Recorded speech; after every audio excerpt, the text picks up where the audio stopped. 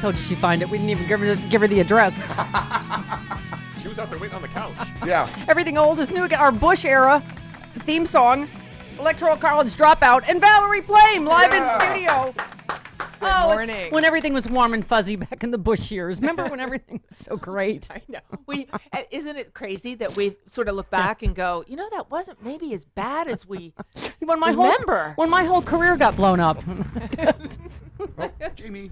The good old days. Oh, Jamie, don't. She could probably kill you just like that. Just like that. Yes, right? with her cuteness. Yeah, we said we weren't going to give you the address or unlock the doors because we knew that you would. I would just sort of repel in. Not a glorified secretary. Can we settle this once and for all, ladies and gentlemen? CIA agent. I went above and beyond. Yes.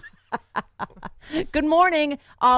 New Mexico, if you don't elect Valerie Plame to Congress, what can I tell you? When do you get an opportunity to put an American hero in Congress? Do it. All right, that's covered. Thank you. Now. And that commercial was badass. It really Oh, was. it was the best commercial That was ever. amazing. It was very fun to make. Yeah. I had to do that J turn about 43 times to get it right. And do you remember all the dust? I mean, I was like getting dust out of my hair and my ears for about a week afterwards. And I've driven with Valerie Plame in New Mexico. I believe she gave me a ride, and I survived. I'm gonna get a T-shirt made like that. I've got a blue Camaro out there. If you want to do it out here on the lawn for us, we can do that. Oh, donuts. Yeah. Because I am old, I can testify for how long you've been in New Mexico, because you were saying that they have very few arguments against you, and one of them is, you haven't been here that long. Well, when I had dinner at your house, your kids were like this big. I raised my kids Your there, twins were how indeed. old? They were like toddlers. They were 7, and Right. they are now off at college. But what I am trying very hard to hear when people say, "Oh, you're not from here," and is that they love that area, their region, their community so much. They want to be sure that who they elect to Congress also respects it and loves it. So I appreciate that. Right. I have thrown myself into the community in a variety of ways, and it is my home. I've moved 22 times as an adult. And can I also say, I did have dinner at your house. You cooked. I don't know why you were on that bad cooking show, because the dinner was fantastic. I think you made cobbler for dessert. It was like, really? When did they teach this at CIA school? No, that's the Culinary Institute of America. Okay. I've gone to both. Did I make that clear? But anyway, I know I was laughing because I'm thinking, yes, when the Bush administration blew up your entire career, you went back because when you used to work at Los Alamos in nuclear, same job I used to have in the nuclear proliferation unit at Los Alamos Laboratory. Nuclear counterproliferation. Right. And that's how I got to New Mexico, because I had gone out quite a bit to work on very covert secret programs at Los Alamos. And I thought, beautiful place in the world. Yeah, it is gorgeous. Yeah. And when it was clear that Washington was not working out the way I you had hoped. the way I thought my career might, Joe and I at that point looked at each other, and the only place we really wanted to go was New Mexico, far, far away from Washington, very diverse, very rich, and to raise our kids there in such a beautiful part of the world. And you talked about this a little last night, Val, that what a time. If you will recall back to the warm, fuzzy nostalgia of the Bush years, Valerie and Joe, that happened to you because you told the truth. Now we are even way beyond a post-truth, post-factual world where intelligence professionals are routinely denigrated. Right. Well, remember just recently, a few weeks ago, the White House was talking about an imminent threat from Iran as the reason for the target of assassination of General Soleimani, the Iranian general. And I thought, where have we heard that before? Yeah. An imminent threat. And that's what Joe wrote about in his New York Times op-ed piece, that saying that the Bush administration, their rationale for going to war in Iraq was an imminent nuclear threat, which turned out to be not so much the case. Not so much. Yeah. Wow. It really is amazing how everything old is new again, and yet even worse. And now we are facing a global pandemic with these people in charge. I was saying, it's so funny, Val, like that stuff all comes up when I was talking about them sending the health workers in unprepared. I'm like, that was like sending our troops in unprepared on this pack of lies, sending them in without body armor, without... Well, when you have a leader who constantly denigrates not only science, but those who are working they're professionals, whether it's the intelligence community or whether it's the CDC, and they've taken huge chunks out of the budget that we now are going, maybe that wasn't the best idea we had. Right. This is amazing how it all comes full circle. You tweeted, Bush and Cheney betrayed the American people by lying us into a disastrous war with Iraq. Now the most deceitful president in American history is trying to do it again. I'm running for Congress to help stop him. And you, I think I remember you tweeting during all this testimony and the impeachment. You said, as someone who knows about retaliation for speaking truth to power, I'm sad to see history repeating itself. Lieutenant Colonel Vindman is an American hero. They all were. They took him out of the White House as well as his twin brother, I guess, to make sure they got their just man. Because, right? Yeah, you tell your twins that whenever one of them does something, the other one's going to get fired because... No, the vindication that we are seeing, and there seems to be a reluctance in our general dialogue, our media dialogue, to call what's happening what it is. Yeah. We see an encroachment by the executive on the judiciary, on the law enforcement, on the media, and that, my friend, of course, is a march toward fascism. Yeah.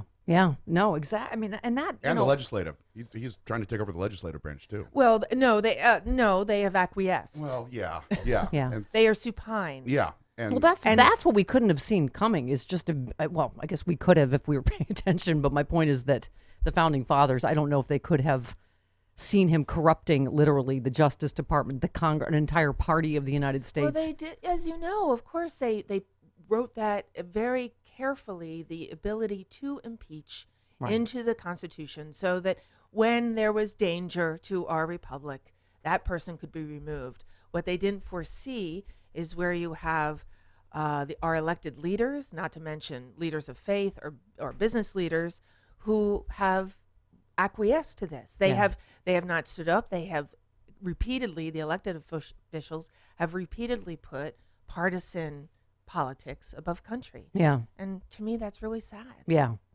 Well, I mean, and again, you're sort of the poster children, you and Joe, for it's country above everything, not just above party, but, Iraq war, life and death, coronavirus, life and death. Well, I mean, of course there's a whistleblower.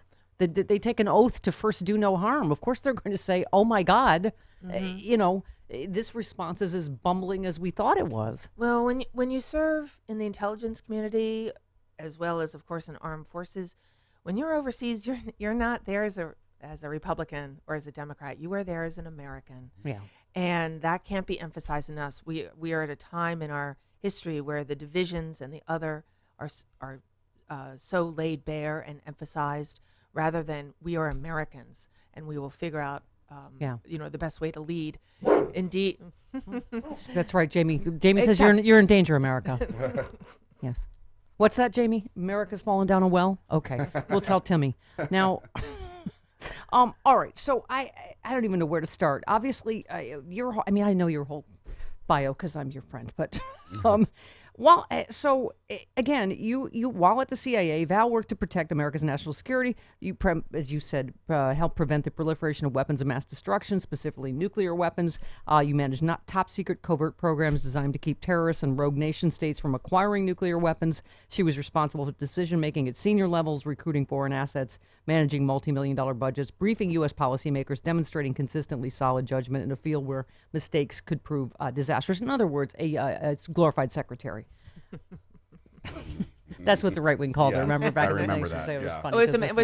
It was a member of Congress, because I was a girl. I don't know. Yes. But I actually was covert. I actually did have really serious national security responsibilities. Yeah. I love my job. I was so proud to serve my country. Yeah. And it just ended sooner than I had anticipated, for sure. I was so pissed on your behalf, because it just, can you imagine working like your whole life to do what you did? You told your whole story last night. Your dad, you were was it an Air Force brat? Yeah. So you moved. You're in Moved Alaska. all the time. I was born there. My brother was a Marine, wounded in Vietnam. Yeah. Public service is what my family does. Right. Mm-hmm. So that all got blown up. And then in New Mexico, you've worked on so many causes there. So it's not like this is new too. You've been on like every Art Smart, Girls Inc., all this Cancer Foundation of New Mexico. So you were already deeply engaged in the community before. Well, when we were talking earlier, I moved there and I thought, this is my home. I've moved so much. Yeah. I want to throw myself into the community. And basically anyone that asked me to do something that I thought was reasonable, I did pro bono, just because you want to do that. When you come into a community, you want to help where you can. I continue to speak out on a national and international basis on the nuclear threat, but I have now running for Congress. This is a huge district. It's about the size of the state of Florida, and I've gone everywhere, and it's deeply diverse. And so my experiences working in the community have come back to help, because I do understand what the obstacles are, what their challenges are.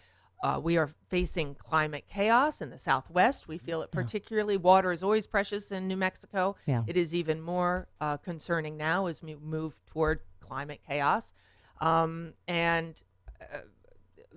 It's a beautiful part of the world, but there's a lot of challenges as well. Yeah. Well, the good news is you don't have that drunk lady as governor anymore. And I speak as someone that used to drink and doesn't currently. What? The lady that drunk dials. We have the fantastic Michelle Lujan Grisham, who, along with Valerie Plame, has been on the Sexy Liberal panel in either Albuquerque or Santa Fe. And she's a good and sense of humor. What happens? It makes you a governor or a congresswoman doing Sexy Liberal panel. It could happen.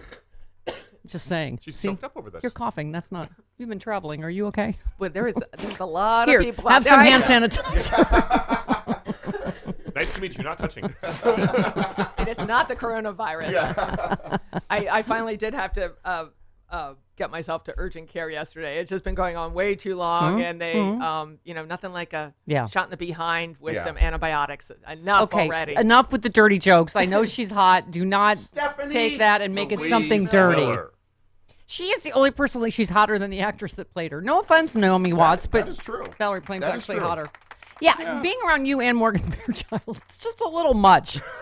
Both beautiful. You're both brilliant. She's an infectious disease expert. We're going to have her back on the happy hour because she's such a smart cookie. She's been working starting in HIV. She's studied. That's where our friendship They have had her testify. On science. I mean, she's like a science nerd who's actually packaged looking like a gorgeous Barbie doll. Thank you. So me showing up at an event and getting my picture taken with you and her it takes a lot of nads, and I would like a little. Hi, I'm the stupid, ugly one on the end. Did you wear a baseball cap? And this is how old I am. Her toddlers that I had dinner with in Santa Fe, they're in college now. Mm-hmm. That's how old I am. Mm-hmm. Oh, yeah, I remember you're like, can I give you a ride home? It took like 4.5 seconds. I was like, Val, this is a little fast. What is the speed limit in New Mexico? But I parked great, right? Yeah. I was like, okay, I'll just get out here. Just slow down to 5 and you'll roll out. Yeah. I'll roll push you out, you'll roll. Yeah. I didn't know how to do a tuck and roll, but she taught me driving with Valerie Plame. Get out! I'm on a mission. Oh, God.